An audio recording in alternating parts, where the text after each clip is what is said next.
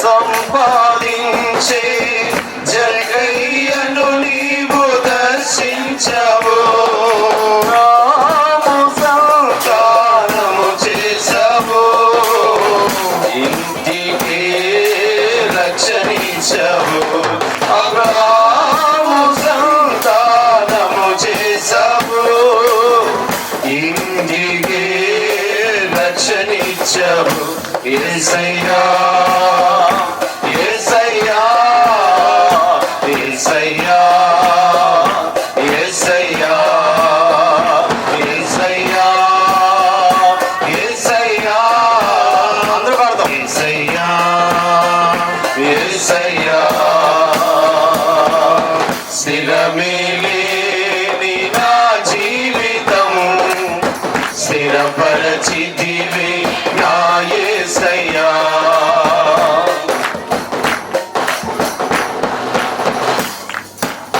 సేవకులకు భారముగా సీమును దర్శించవు, సేవకులకు భారముగా సీమును దర్శించవు. ప్రయోజనముగా మార్చేశవు, సంఘములకు నడిపించవు. ప్రయోజనముగా మార్చేశవు, సంఘములకు నడిపించవు. యేసయ్యా యేసయ్యా యేసయ్యా యేసయ్యా యేసయ్యా యేసయ్యా యేసయ్యా యేసయ్యా స్థిరమేలేని నా జీవితం స్థిరపరచితివి నా యేసయ్యా. స్థిరమేలేని నా జీవితం స్థిరపరచితివి నా యేసయ్యా. గమ్యములేని నా బ్రతుకునకు నీవైతివి నా యేసయ్యా. గమ్యములేని నా బ్రతుకునకు నీవైతివి నా యేసయ్యా. యేసయ్యా యేసయ్యా యేసయ్యా యేసయ్యా యేసయ్యా యేసయ్యా యేసయ్యా యేసయ్యా. దేవునికి స్తోత్రం, హల్లెలూయా. ఈ పాటలో నా జీవితం అంతా ఉంటారు. అంటే ఒక మనిషి ఎప్పుడైతే నేను స్థిరమైనోడు కాదనుకుంటాడో వాటిని పనికొచ్చినట్లుగా దేవుడు చేస్తాడన్నమాట. మనం ఎంత జ్ఞానవంతులు అయినా, మనకి ఎంత తెలిసినా, నాకు ఏమీ తెలీదు, అసలు నేను స్థిరమైనోడు కాదని అపొస్తలుడు పౌలు అన్నాడు. నాకు నేనే ద్వేషించుకుంటా ఉంటే ఎవడైనా నన్ను ద్వేషిస్తే నాకేమి అంటాడు ఆయన. ఎప్పటికప్పుడు ఆయన ద్వేషించుకుంటూ ఉంటాడు. అలాగే ఎవరైతే ఉంటారో వారి జీవితాలన్నీ చాలా ఆశీర్వాదకరంగా ఉంటాయి. అందుకే ఈ పాటలో ఎవరు జీవితాలు, మన తమ్ముడు గంటాలరావు బాధపడుతున్నాడు అనమాట. అన్న నాకు ఏం అర్థం అవ్వట్లేదు, చాలా భయంతో దిగులతో బ్రతికుతున్నానన్నా, ఎక్కడ చూసినా కృపారాగా తీసుకొచ్చి చెప్తామంటే ఆ తమ్ముడు, ఒకప్పుడు నా పరిస్థితి కూడా అదే తమ్ముడు, ఏం చేయాలో అర్థం అవ్వక చనిపోదాం అనుకున్నాను అనమాట. ఒక బ్రిడ్జి ఉంటే బ్రిడ్జి మీదకి వెళ్ళిపోయి కూర్చున్నాను రాత్రి 12 గంటలకు చనిపోదామని. ఇంకా కుర్రోండి, పెళ్ళి అవ్వలేదు అప్పుడు. అలాంటి జీవితాన్ని అనేకులకి తెలిసినట్లుగా, అనేకులతో మాట్లాడినట్లుగా, నేను చనిపోకుండా కాపాడిన దేవుడిని అనేకులకి పరిచయం చేసి చనిపోదాం అనుకున్న వాళ్ళని రక్షించబడాలని దేవుడు ఇంతవరకు నన్ను తీసుకొచ్చాడు. అందుకని నేను చెప్పేది ఏంటంటే, మనం అందరం కూడా మనకి ఎంతైనా తెలిసి ఉండొచ్చు, కానీ ఏది తెలియదన్నట్టుగానే ఉండాలన్నమాట. అలాంటి కృప కలిగి దేవుని సన్నిధిలో మన జీవితాలు మనం కట్టుకుందాం. సమయంలో దేవుని సేవకులు మనకి వాక్యాన్ని అందిస్తారు. మొదటగా మన మధ్యలో ఉన్న దేవి సేవకులు ప్రేమదాస్ గారు వచ్చి కొన్ని నిమిషాల వాక్యాన్ని అందిస్తారు.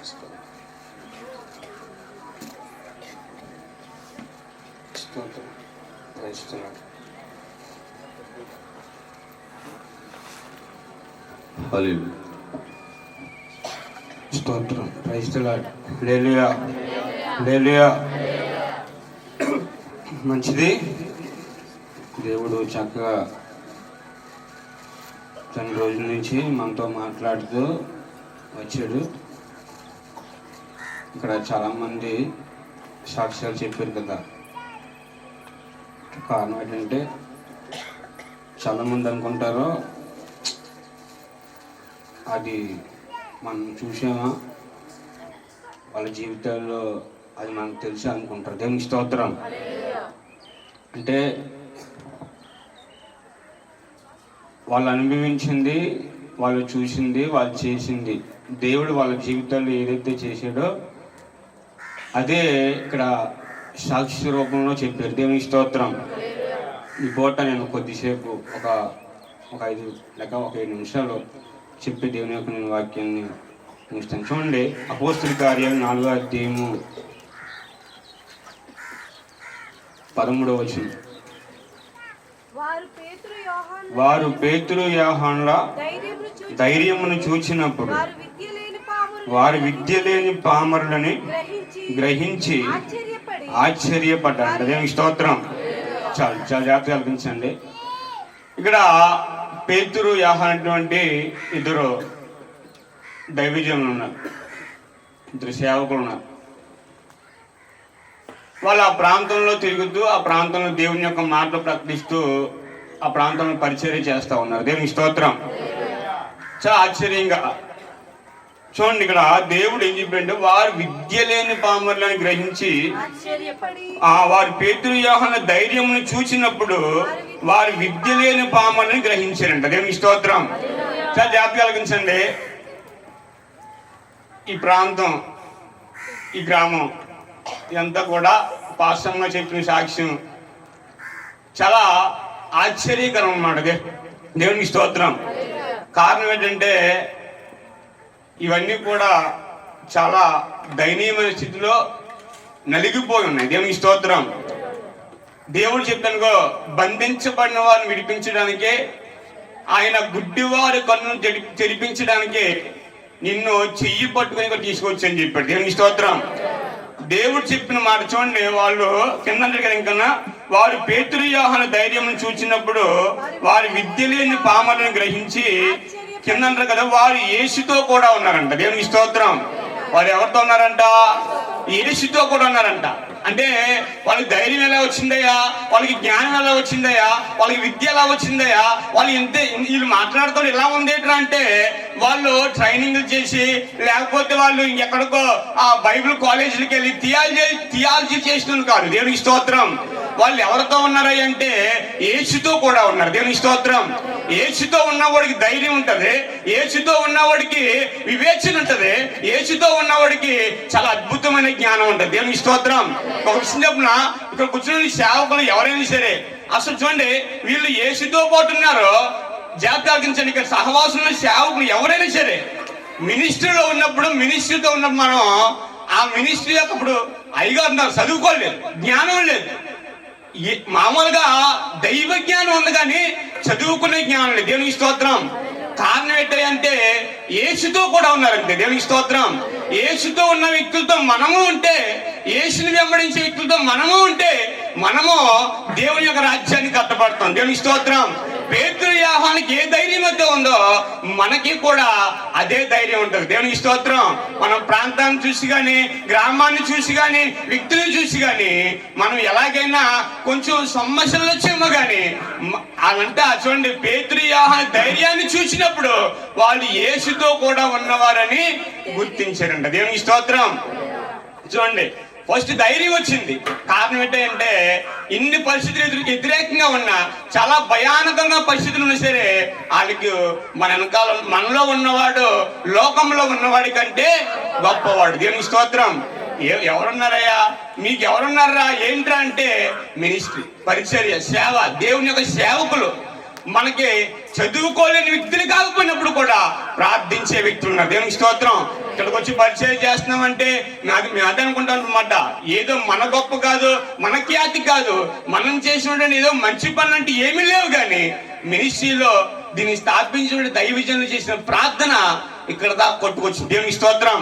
కాబట్టి నేను చెప్పే మాట ఏంటంటే, మనకేం ఉండకపోవచ్చు కానీ మనం ప్రభువుతో కూడా ఉండాలి.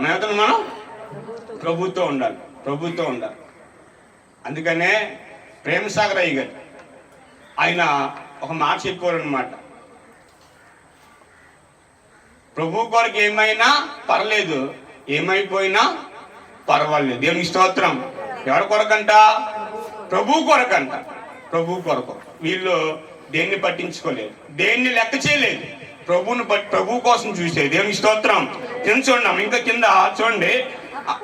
అప్పుడు సభ వెలుపలకు పొండని వారికి ఆజ్ఞాపించి తమలో తాము ఆలోచన చేసి ఈ మనుషులను మనం ఏమి చేద్దాం అనుకున్నారంట. దేవునికి స్తోత్రం. వాళ్ళకి అర్థం కావట్లేదంట. వాళ్ళకి ఏంట్రా మనం ఇన్ని చేసినా వీళ్ళు ఇంతలా ఉంటున్నారు ఏంటంటే వీళ్ళతో పాటు. అందుకనే చూడండి, గొల్యాతు యుద్ధంలో ఉన్నప్పుడు దావీదు కుర్రోళ్ళు నికరేసుకెళ్తున్నాడు. దేవునికి స్తోత్రం. గొల్యాతు నేనేమో కుర్రోని అనుకుంటున్నావేంట్రా, నేనేమో కుక్కను అనుకుంటున్నావా, ఇది ఇంతలా అవుతున్నాడంటే నువ్వు నన్ను చూడొద్దు, నా వెనకాలను నాకంటే బలవంతుడు. దేవునికి స్తోత్రం. ఆయన శక్తిమంతుడు, ఆయన బలవంతుడు. ఇలా చూడండి, నిజంగా సమాజం ప్రపంచం ఎంత దారుణం అంటే చూడండి, ఎవరైనా వాడు పాడైపోతా ఉంటే బాగు చేస్తామని అడుగుతారు, కానీ వాడు పాడైపోతే ఎవడో పట్టించుకోడు. దేవునికి స్తోత్రం. బైబిల్ గ్రంథంలో కర్తబడిన ఒక గాడిద ఉంటుంది అనమాట.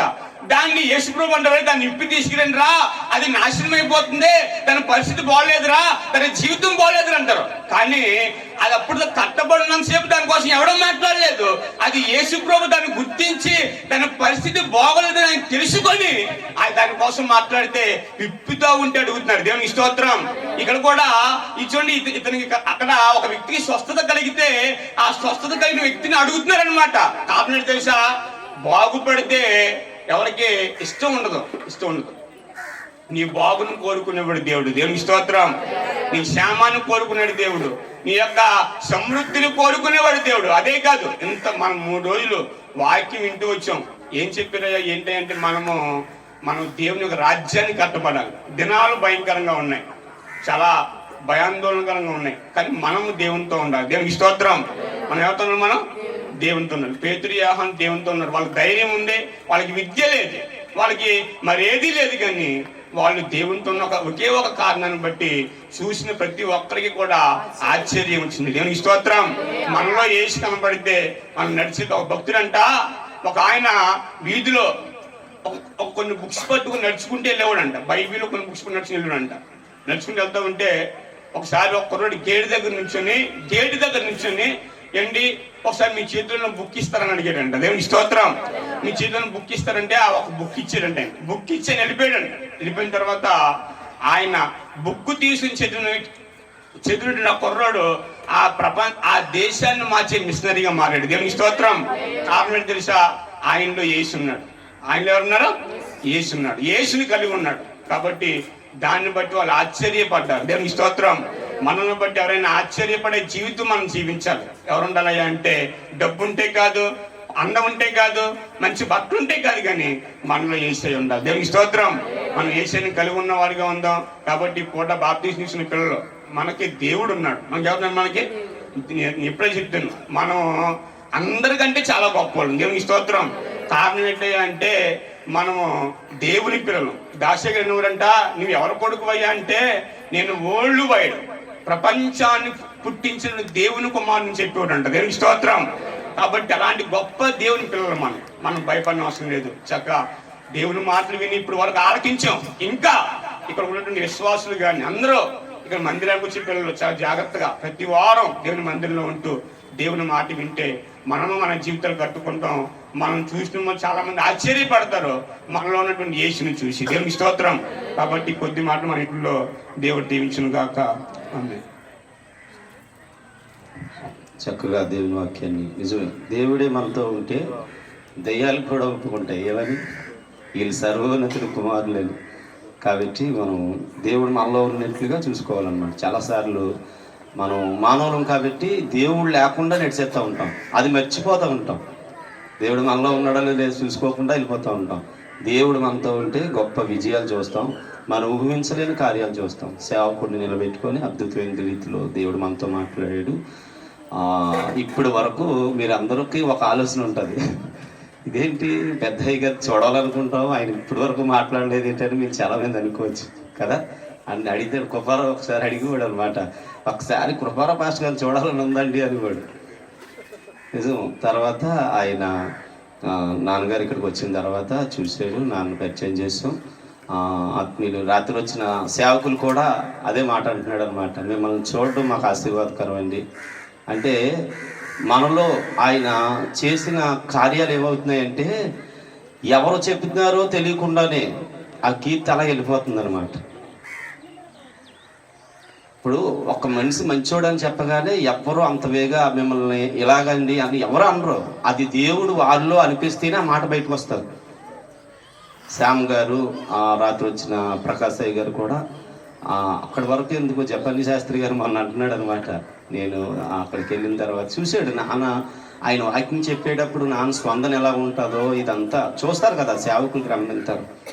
అయ్యారు ఒకరోజు మీరు రాండి అంటే, ఇదేటయ్యా మీ నాన్నగారు ఉన్నాడు మీకేటయ్యా అంటున్నాడు.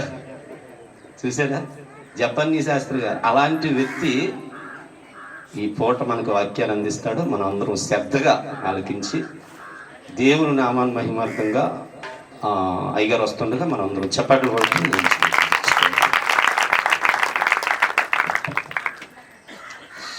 దేవునికి స్తోత్రం.